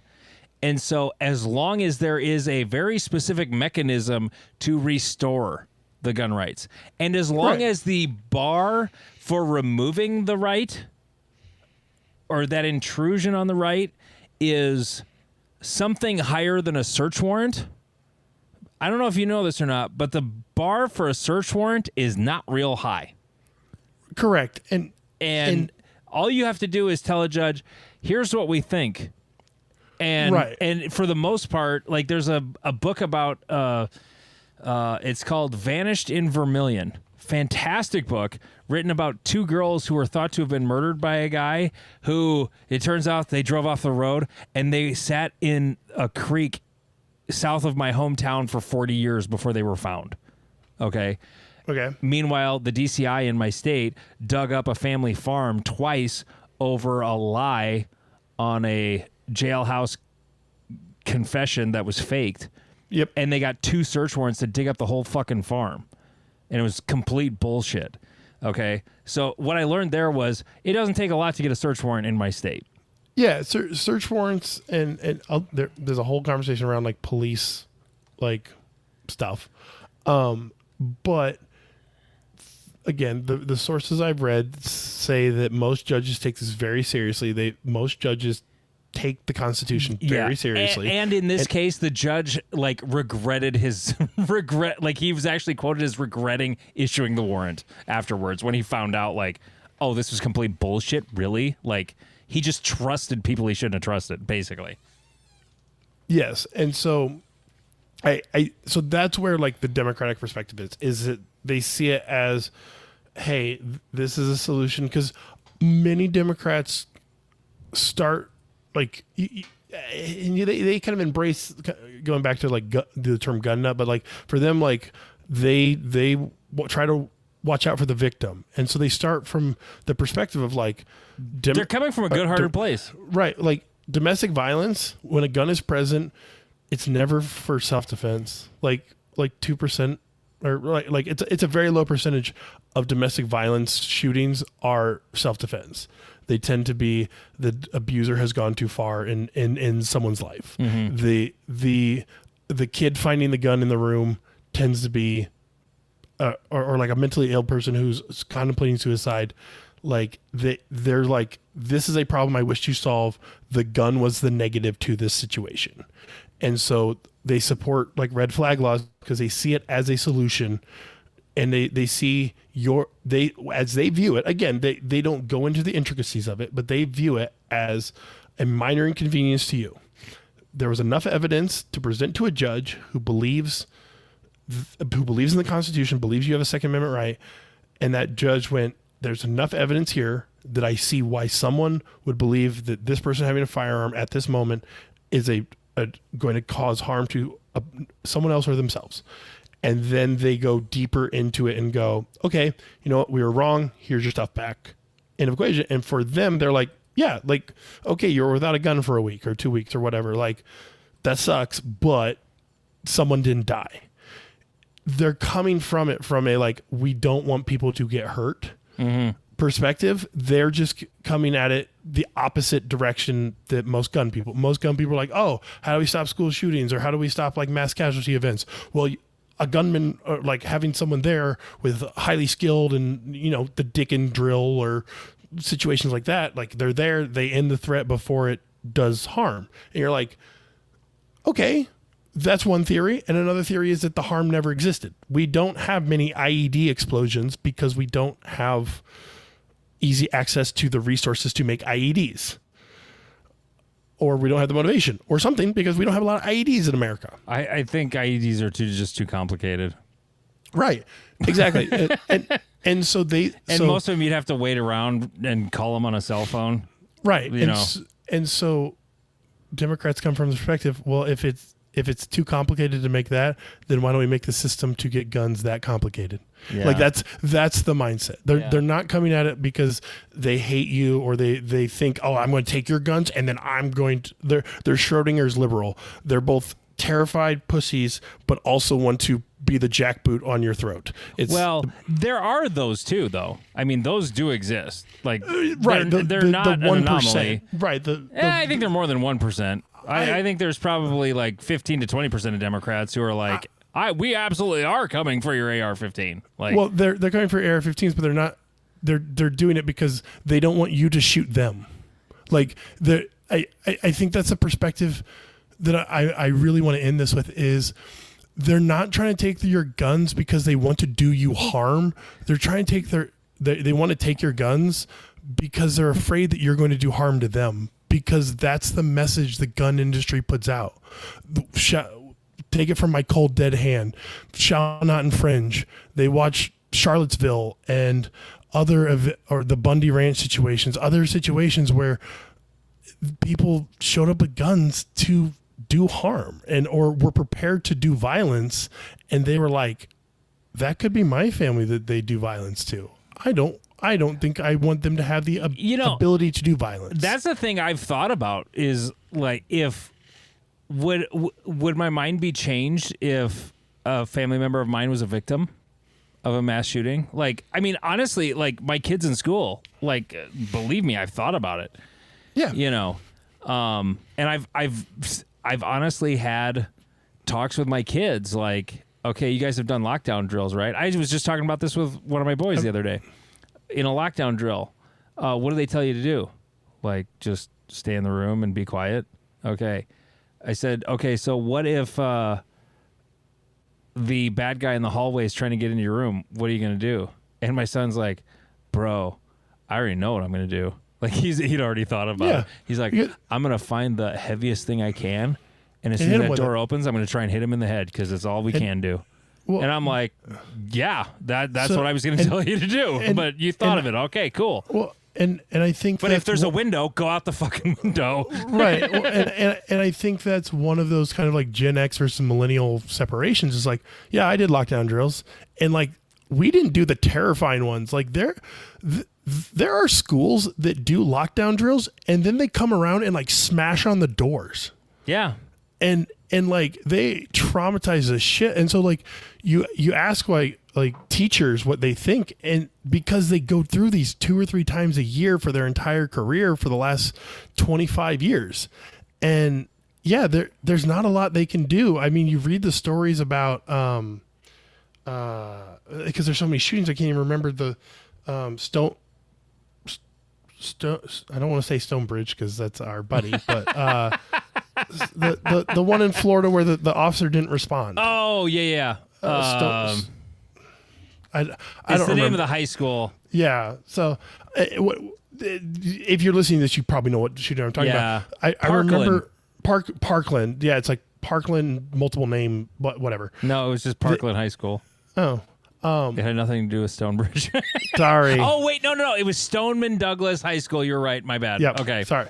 So, but like, I believe it was that one or another one. I watched the live stream of them barricading the door with, like desks. Yeah. And just like holding and there are stories of kids. I think a kid got like shot through the stomach like 3 times holding the door shut at a shooting. And so you're asking people who have like seen these, witnessed these, read about them, hear about them, and you're like, you know what, we need more guns. And they're like, that doesn't feel like the solution for me. I would prefer kids not to be shot. And that's where they're coming from. They don't, people, I'm going to say this and it's going to sound offensive to some people, but like most people don't think that deeply about any topic. Like truly, the vast majority of people think about like level 2 or 3 on a 10 scale depth on a topic. And so most people are like, hey, I don't want kids shot. If it's hard to get guns, they're less likely to get shot. End of thought process. That's it. There's no undercurrent of conspiracy or like then I can implement communism or whatever other thing the NRA or Alex Jones is going to throw out there. Like they're just people who are like, I don't want kids to get shot. Well, you can think Alex Jones is crazy, but he's also been right a few times too. So just throwing it out there. Making them frogs gay. Yeah, frogs are gay. Okay, this was fun. That was a fun little topic there that went really long, but that's okay. It's too late for us to record a second show anyway, so let's just do the rest of the show we had planned anyway.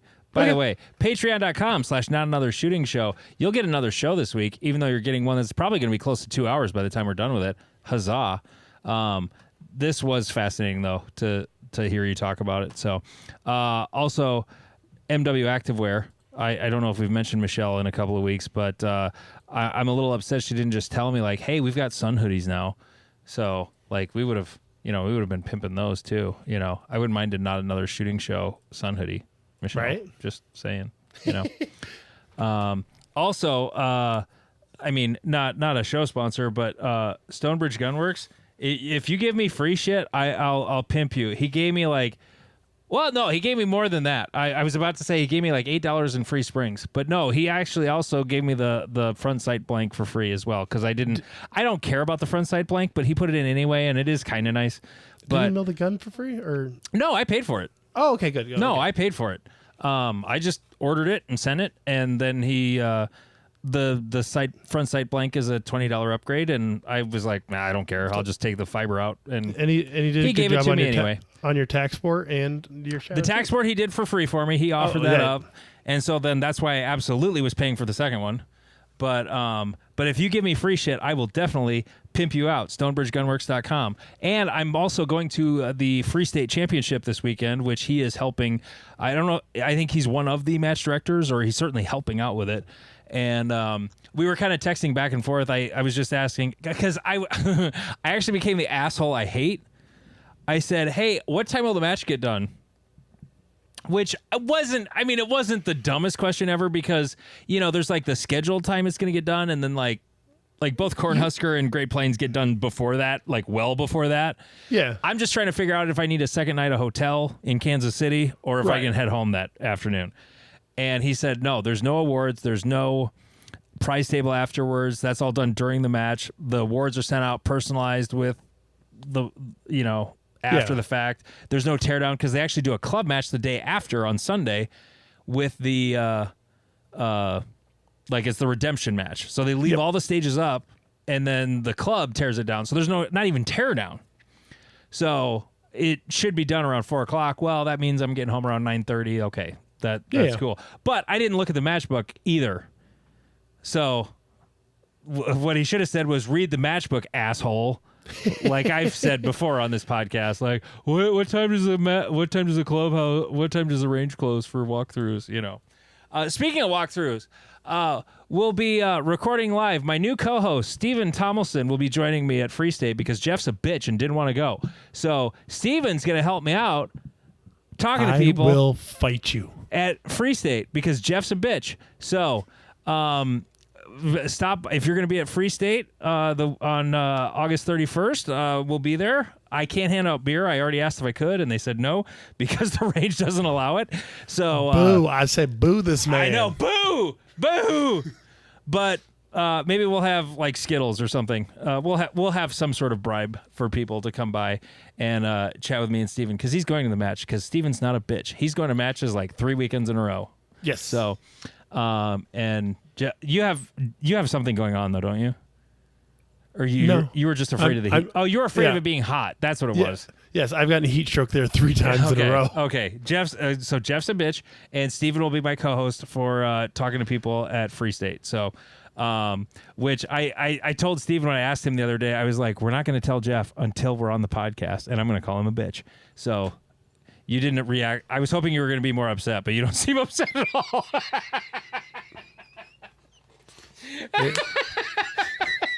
I was hoping you're going to be like, oh, motherfucker, you know. And you're like, I don't care. I'm not going to Free State and getting a heat stroke. It's basically all I'm hearing. I've become very comfortable in my decisions in my old age. Oh, fuck. That was funny. All right. So there were some other things on the Reddit, though, that I also wanted to mention that were amusing. By the way, Reddit will not let me delete a scheduled post. We can schedule posts on Reddit if you run a thread, if you're a moderator, but it doesn't allow you to delete a scheduled post. So I'm glad it didn't, though, because we got one from Nolan that is, well, I kind of alluded to it a little bit, but he said, for Andy, now that Andy has experienced the advantages of the full metal gun, which I think means steel, do you think it would create a larger equity of competition to split divisions into polymer pistol and bougie competition pistol? I think within the context of like limited production, that sort of distinction between those sorts of guns, yes. Like, I'm so glad he asked this question because after I ran the Shadow 2 hard the other day and then pulled out the TAC Sport, I'm like, okay, there is actually a pretty big difference between these two guns. Like, it's more than just a little bit, you know, or a 2011, you know. And I'm not saying 2011s are like the end all be all, but it was just sort of like, oh, this like really big, well balanced gun. Boy, this makes it a lot easier, you know. And I don't have a lot of experience shooting 2011s, but I think Shadow 2s are a lot closer to Glocks than Shadow 2s are to like open guns. Does that make sense? Yeah. Okay, so like within the context of production carry optics, I don't think there needs to be a separation. Within the context of like a limited optics versus like, sure, if you want to shoot a Glock or whatever in limited optics, go for it. But like, I think that distinction is worth it. You know, limited optics, whatever. Yeah. Does that make sense? Yeah. No, I see where you're coming from with it. Because I will go back to, had Nils not done this with a minor gun, I don't know if I would say it, but like he won limited nationals with a minor plastic gun. Like that's fucking pretty legend. That's kind of legendary, you know. So yeah, I don't think within those sects, you know, divide the prod CO from the limited. I don't think there needs to be further division between them. No, I don't. Yeah, I agree. Okay. Because we have enough fucking divisions in USPSA as it is. Yes, no more divisions. How do you feel about optics unlimited and revolver, Jeff? Pardon me, limited 10 and revolver. I believe that they should be eliminated. I believe that there should be an iron sight low cap, and that can accommodate single stack and revolver, and anyone who wants to still major with that. Yeah, I like the major minor scoring. Like, hey, you within the can do Ironside divisions, I think that should be the only place it is.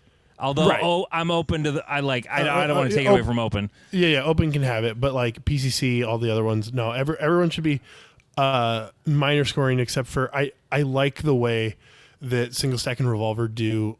Like, you can do minor, and you get more rounds, or you can do major and you have less rounds. And I'm like, oh, that's interesting. Like, Yeah. that's an actual interesting when difference. it's low capacity, it's interesting. When it's high Right. capacity, it's less interesting. Right, 21 versus 24, you're like, Yeah. Doesn't really make that big of a difference. Not really, no. But no, I've always thought that about single stack, and the only reason why I'm like L10 with an optic, it gives you the 1911 optic division. You know, it's basically single stack optics. I'm at the point where I don't feel like accommodating FUDs with dumb pistols, and it's like there is a division for you to shoot a now it's called limited optics. You can shoot your single stack with a red dot, and if that's what you want to do, you are welcome to do it. But they don't give major. This would also allow major. I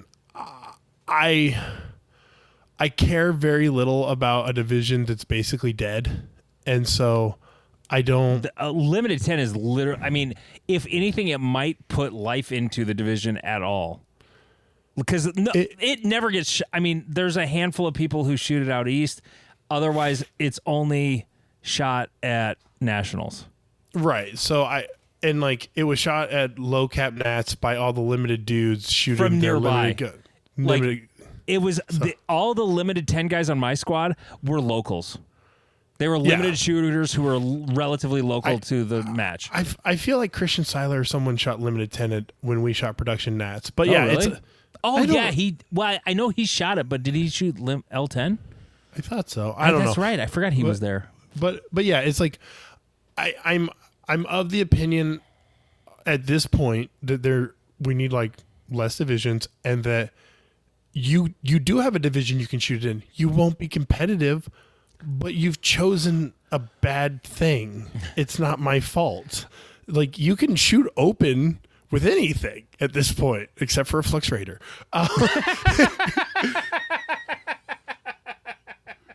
And so I don't believe in making more divisions. It's not making more. It's just trying to make it more shootable. Right. If you want to revamp it into that, I'm not against. We already have Lim 10, so let them put an optic on it, and it can be the one with major power factor to see if anyone actually cares about having major power factor in. Because I know people shit on that about limited optics, but and whether or not Revolver gets optics or not, like, I would literally, like, I don't, like, there's been a survey. I think there's going to be a survey, or there is a survey. I can't remember which, that Jake's going to be putting out. I really don't care what that survey is. Like, the only guys I want to hear from are the actual heat in Revolver Nationals every year, like those 20 guys. All three of them? Whatever. I'm okay, Jay Mars, we are specifically talking to you. I actually had a conversation with Jay today, and he is. I don't think he would mind if I said he's not in favor of optics. Like, he kind of likes it the way it is. You shoot Revolver to shoot the wheelie go gat of ancient times. Yeah. Like, you don't do it so that you can space punk it out with a dot and a light and all the other accoutrements. There is an optic division in ICOR. So it's not like it isn't a thing, but right. So we can pull the stats from them and see that it's shot by like 3 people. Like, you know, however many of those guys there are in Revolver, like, I would just defer to them. Like, what do you want? Do you want optics or not? Yeah. Right. Okay. Sure. Or no. Okay. Because the production change didn't really increase production participation. It just annoyed all the dudes already in production that were like, I just wanted to stay 10 rounds because you guys weren't coming back anyways. It was its own thing. Like, I personally would support it going back to 10 because I personally thought it was more interesting for those guys, you know? Yeah. And even like Ben Barry was in favor of 15 round production. Like, yeah, I'm not going to shoot production ever again, probably. So I don't care personally, but like, when I think about it as a board member, like, God, the division was more interesting when it was 10. Like I shot it when it was 10 rounds. Yep. And it was pretty fun. You know, it was just my eyes went bad, and I can't I can't shoot fast with irons. The if you move you reload division. If you move, you reload, yeah. And now it's basically carry optics. You know, you have one reload per stage, so maybe 2 tops. So, okay, there was that. What else? Oh, I'm in the wrong place on the Reddit. How did I find this? Oh no, I was in the right place. Okay. There was Mo posted a silver lining. I love that we were suddenly focused on PCC and USPSA. Probably not a terrible thing for Flux sales either. I will say, like, if you are an officer or someone in the military that has to do lots of rifle things, go shoot PCC. Like, it is rifle handling. Yep. You do rifle things. A local 3-gunner who's also a cop, he shot PCC for a year, and afterwards he went, yeah, it helped me with my rifle handling because all I was doing was handling a rifle. Like, I do support it, but I also believe that you aren't playing the same sport I am, and so you should not be in the same standings that I'm in. You can be at the same match and shooting the same match as me, but PCC should be its own like standalone match. I personally think the whole overall scoring in practice score is kind of annoying, and it's what's driving that. You know, overall was never a thing until practice score. Yeah. Well, I never shot it without that. I didn't either. I heard about it, but like there were no overall results. It was by division only. Right. And there were websites where you could like plug in the results and try to figure it out, but I'm of the opinion that I like overall results because it allows me to kind of see with understanding the caveats of the different, like carry optics and limited major are almost kind of equal out. Like you could almost compare them apple to apple. yeah. And so like I found that interesting, but yeah, the overall results don't really matter, especially because people are like, "Oh, I won my local match overall." And you're like, "Okay, who was there? Why do I care?" And then they're like, "I shot PCC." And you're like, "I have less respect for this even if there was someone of quality and you beat him with the PCC, you shot a rifle, dude. I'm sorry." Yeah. Like doesn't impress me. Most of the time, though, most matches, the open winner usually beats the PCC winner at a major. At club matches, a lot of times, depending on the club, if there's like a good PCC shooter, they'll be the winner every time.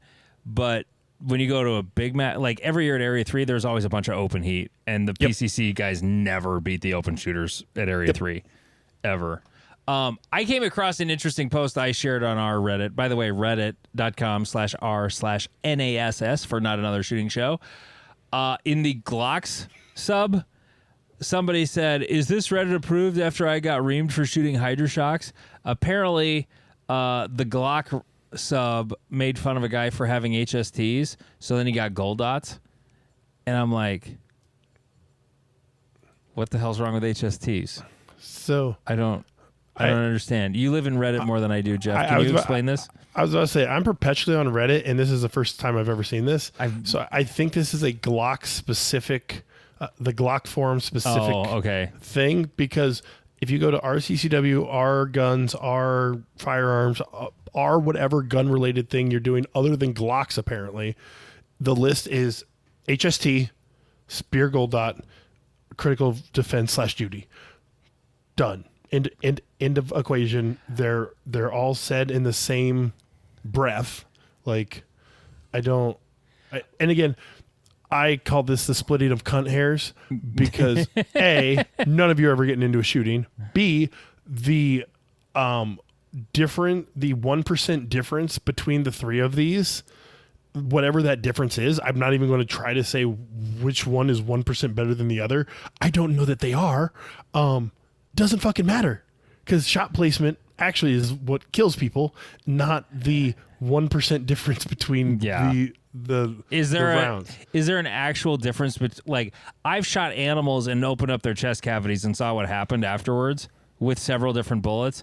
They all pretty much look the same. Their lungs are vaporized. And that's with a high powered rifle on a deer or an elk or whatever, but So, and one other thing, reading through the thread a little bit more, one of the guys, it might be that it was Hydroshock specifically that he was getting made fun of. Is that different than HST? I thought that was a Hydroshock something. The one of the people responding said Hydroshock is such an old bullet design. There are better designs that have been developed throughout the years. So I think. Oh, maybe he had old. Okay. Yeah. Well, also, the dude shooting 40, so we're already past like a conversation. Well, yeah, validity. But here's the kind of person who's in this sub though, and this one comment is the reason why I'm talking about this on the show right now. Someone who's never shot someone will still say they rather carry federal HST. Yep. So my response to this was, how many people have you shot? Yep. No response. So, retardando. That means slowly. So anyway, I loved Dora the Explorer back in the day when my daughter was that age. So, I think 115 minutes is enough show, don't you, Jeff? Yeah, sure. I think we did enough show today. He's Jeff King. I'm Andy Erickson. This is Not Another Shooting Show.